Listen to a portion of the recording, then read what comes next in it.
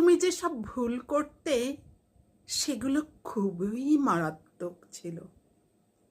তোমার কথায় ছিল গেঁয়ো টান, অনেকগুলো শব্দের করতে ভুল উচ্চারণ।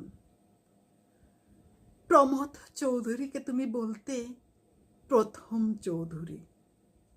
জনৈক উচ্চারণ করতে গিয়ে সর্বদাই জৈনিক বলে ফেলতে।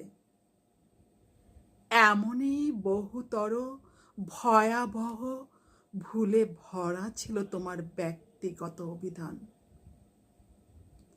কিন্তু সে সময় সেই সুদূর কৈশোরে ওই মারাত্মক ভুলগুলো তোমার বড় বেশি ভালোবেসে ফেলেছিলাম।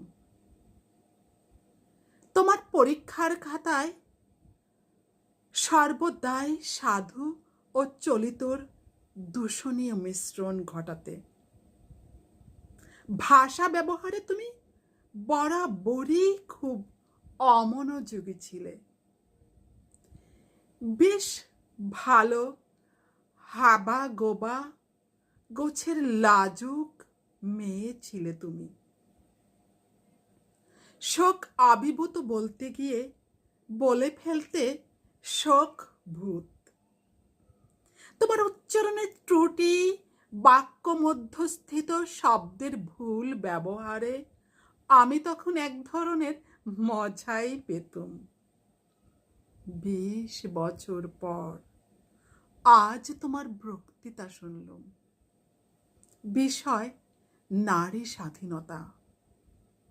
এত সুন্দর, স্পষ্ট ও নির্ভুল উচ্চারণে তোমার বক্তব্য রাখলে যে দেখে অবাক ও ব্যথিত হলুম। আমার বুকের মাঝে জেঁকে বসা একটি পাথর 20 বছর পর নিঃশব্দে নেমে গেল।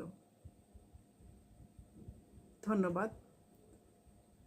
কবি রফিক আজাদের কবিতা, তুমি 20 বছর আগে ও পরে।